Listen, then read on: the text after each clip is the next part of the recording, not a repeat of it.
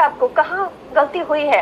क्योंकि कोई फोर्स नहीं थी वहां पे, कोई पुलिस नहीं थी वहां पे, किसी तरह की सिक्योरिटी की कोई बात नहीं थी। पर तो लोग बताते हैं कि अमूमन ऐसा होता नहीं है कि वहां पर कोई सिक्योरिटी तैनात हो। यहाँ कहाँ गलती देखते हैं आप, क्या हुआ? पारुल जी बिल्कुल सही कह रहे हैं, लेकिन इसमें दो तीन चीजें हमको माइंड में रखने पड़ेगी।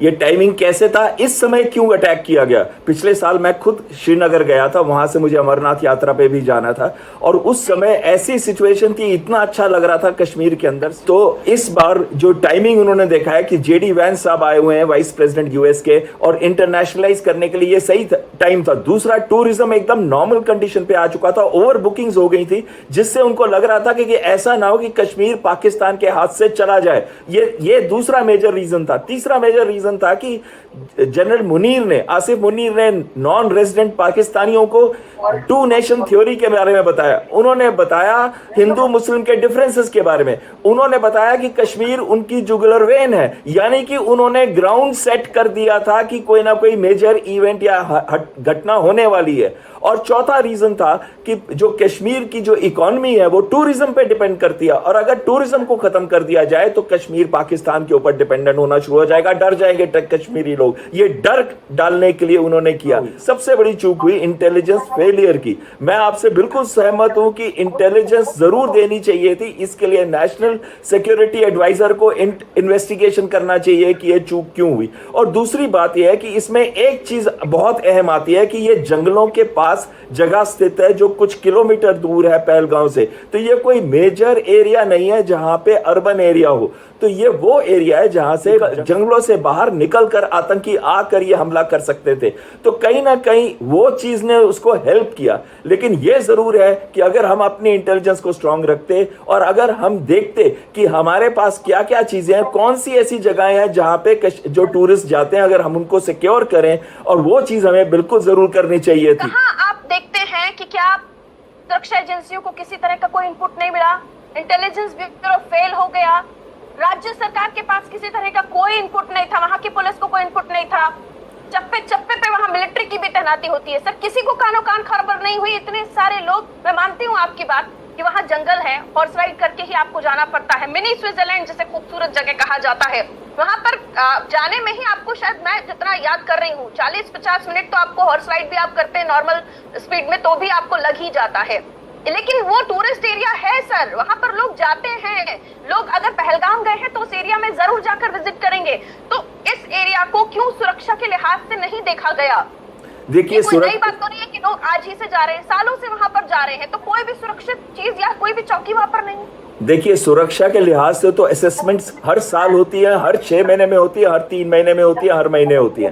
तो ये रेगुलरली की जाती हैं असेसमेंट्स। लेकिन ये चूक जरूर हुई है कि उस जगह पे डिप्लॉयमेंट नहीं थी। और दूसरा, इंटेलिजेंस फेलियर। इंटेलिजेंस कहां से आता है? इंटेलिजेंस लोगों से आता है, क्योंकि कोई भी आतंकी कभी भी आइसोलेशन में नहीं रह सकता, उसको सपोर्ट चाहिए, लोकल सपोर्ट। लेकिन ये पूरा जंगलों का रास्ता है। अगर आप देखें, एक फिलॉसफी हुई है चेंज, जो कि पाकिस्तान ने एनकरेज किया है, चाहे वो लश्कर तैयबा की है, चाहे वो टीआरएफ की है, या कोई भी आतंकी संगठन की है। वो उनको इन्फिल्ट्रेट करने के बाद जंगलों में रखते हैं, तो उनकी मूवमेंट जो होती है जंगलों में होती है, जिसकी वजह से जो लोकल सपोर्ट है वो उसकी जरूरत नहीं पड़ती। वो पूरा का पूरा अपना सेल्फ सस्टेनिंग सपोर्ट साथ लेके चलते हैं। तो कहीं ना कहीं इस बात पे भी ध्यान देना पड़ेगा कि अब से जो हम असेसमेंट करें, वहां पे भी चौकियां बनाए जहां पे टेरर की जो अटैक्स है उसके एक प्रोबेबिलिटी कम हो। लेकिन साथ साथ में की गुंजाइशें हो सकती हैं। एक, आप मानते हैं कि कुछ लोग क्षेत्र से भी जुड़े हुए थे जिनकी वजह से ये घटना हुई है, और अब वो स्केच भी हम देख रहे हैं।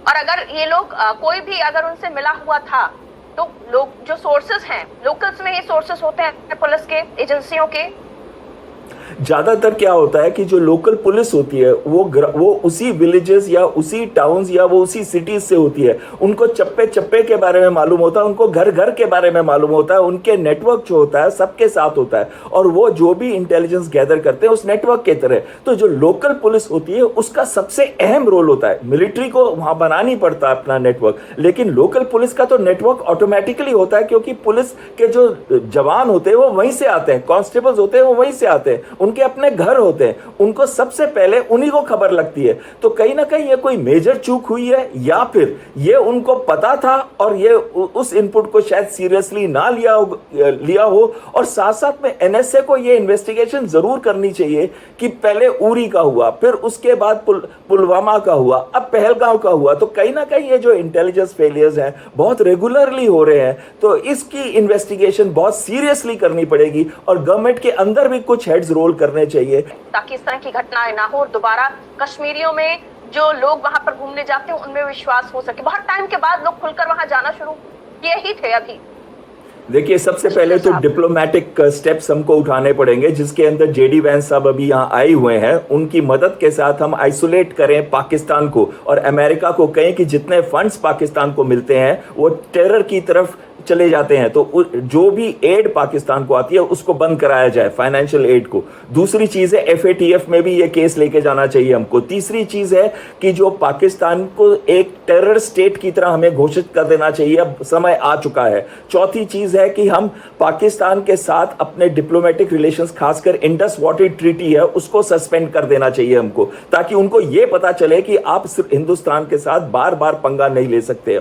और एक और बहुत अहम कदम है कि हमें लिमिटेड स्ट्राइक तो करनी ही पड़ेगी, चाहे वो करनी पड़े उनके स्पेशल फोर्सेस का इस्तेमाल करते हुए उनके लॉन्चिंग पैड्स पे, जो जहां से वो टेररिस्ट लॉन्च किए जाते हैं, या फिर हमको करनी चाहिए बालाकोट जैसे उनके जो टेरर के जो मेजर कैंप्स हैं उनके ऊपर हवाई हमला करके, कुछ भी हो, लेकिन हमें मैसेज बहुत क्लियरली देना है। और आखिरी चीज जो मैं आपके चैनल से कहना चाहूंगा, एक एम, बहुत बड़ा एम था पाकिस्तान का कि वो चाहता था हिंदू मुस्लिम डिवाइड हो और मुस्लिम्स के ऊपर रिएक्शन हो पूरे हिंदुस्तान के अंदर। हमें उनके हाथों में नहीं खेलना है, हमें पाकिस्तान को सबक सिखाना है, ताकि जो एक अच्छी स्थिति कश्मीर में बन रही थी। बहुत बड़ी बात कह गए आप, बहुत बड़ी बात कह गए आप।